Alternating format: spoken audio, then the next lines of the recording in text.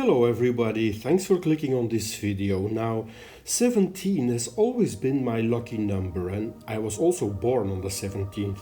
So for today's video I selected 17 picture-perfect houseplants for this summer 2024. And this beautifully trailing dark red arrow Syngonium is the first one. So let's check out the other 16 together.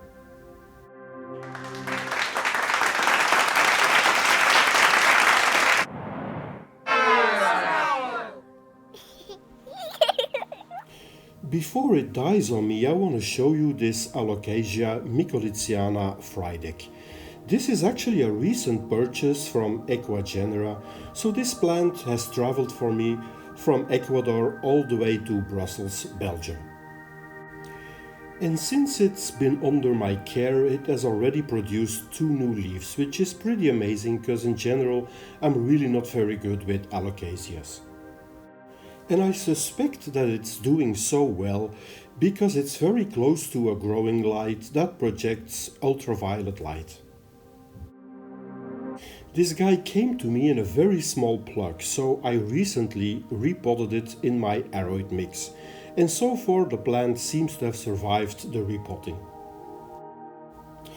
This Bonsai ficus elastica has a special place in my houseplant collection because it is actually the result of one of my first propagation experiments from years ago. I took a whole bunch of cuttings from a much bigger plant and I propagated these cuttings in perlite.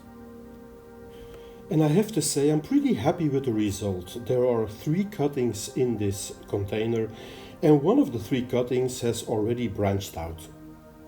And I'm calling this a bonsai because the leaves of these 3 plants seem to stay very small, which I actually quite like.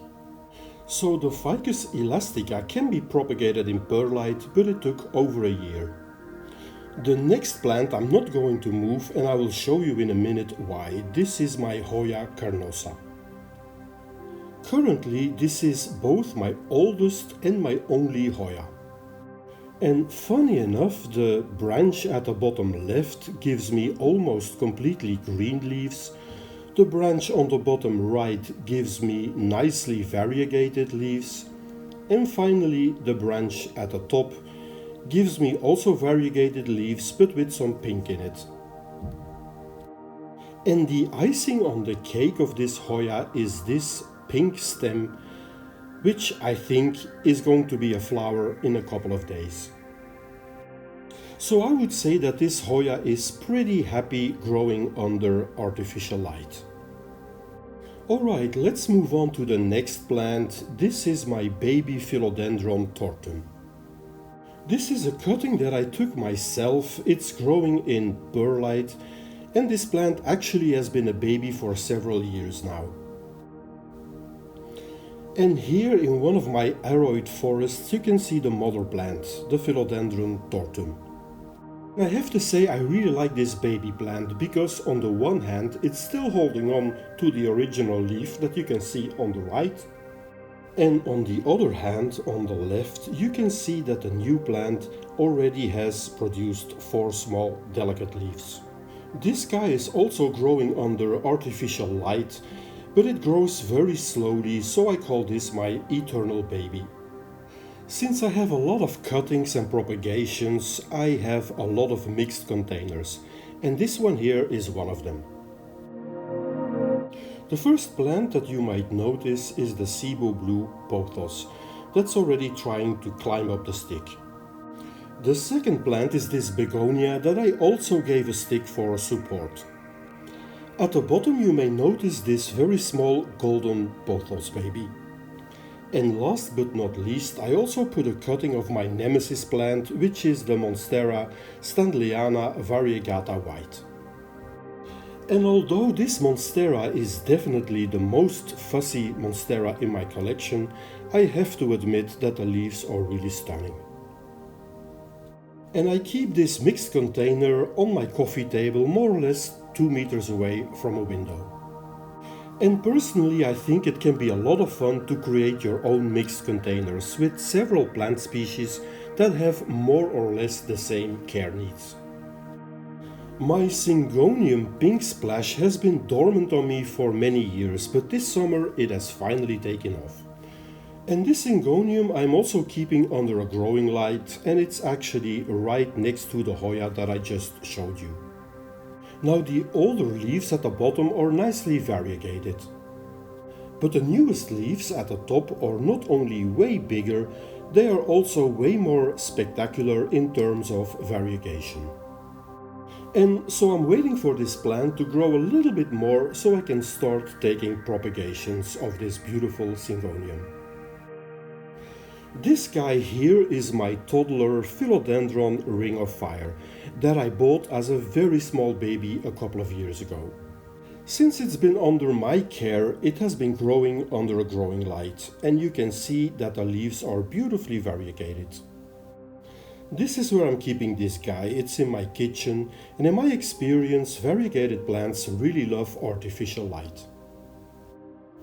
The next aroid is one that you don't see very often. This is the original Epipremnum Patum, original meaning non-variegated. And even though it's not variegated, I think this is a beautiful plant with a very nice texture on its leaves. I am growing this guy in medium light conditions, and that seems to be more than good enough. And it's always interesting to have a closer look at the leaves to discover how beautiful they really are.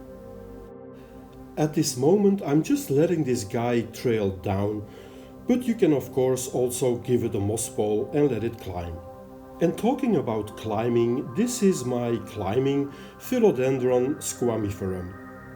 As you might know, philodendrons are great shapeshifters, which means that you can find very different looking leaves on one and the same plant.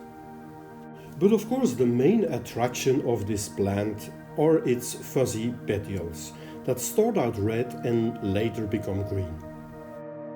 At the moment I'm keeping this guy on the floor, but the good news is that it gets plenty of light from a huge growing light.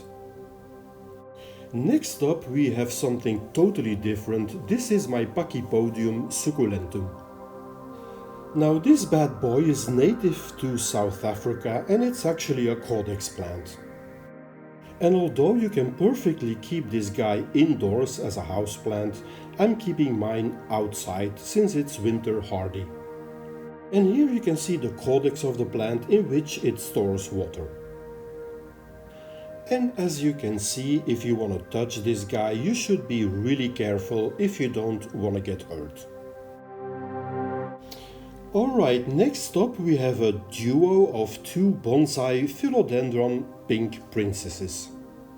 Now I have experimented a lot with the many cuttings that I took of my Philodendron pink princess mother plant. The one on the left I'm growing in perlite with a water reservoir at the bottom.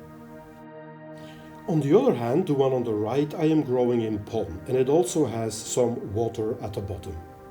And I quite like the fact that these guys stay small and compact while at the same time displaying some nice pink variegation. And of course I'm also growing these guys very close to a growing light. So to me these guys prove that bigger is not always necessarily better. A totally different houseplant is this Euphorbia pteroneura. This guy is native to Central America, and it's actually a houseplant that you don't see very often. I am keeping this guy very close to a south-facing window where it gets plenty of sunlight. This is really an easy care houseplant, and I really like the structure of the stems and then the very small green leaves. And it's also a houseplant that in winter time will give you beautiful small yellow flowers. I got this guy I think for 14 euros, and I think it was money well spent.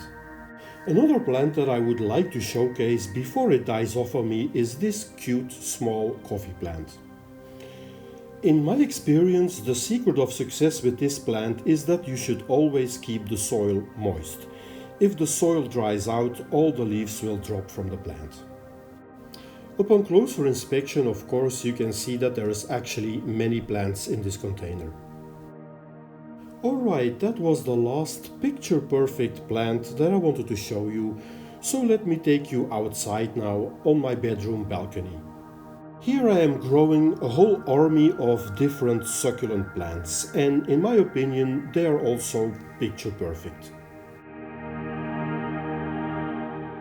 Alright, that's all for today's video. I hope you enjoyed it. Thank you very much once again for watching it. If you liked the video, please consider liking it and or subscribing to my channel. For now, I wish you a very nice day and I hope to see you back real soon on my channel. Bye bye.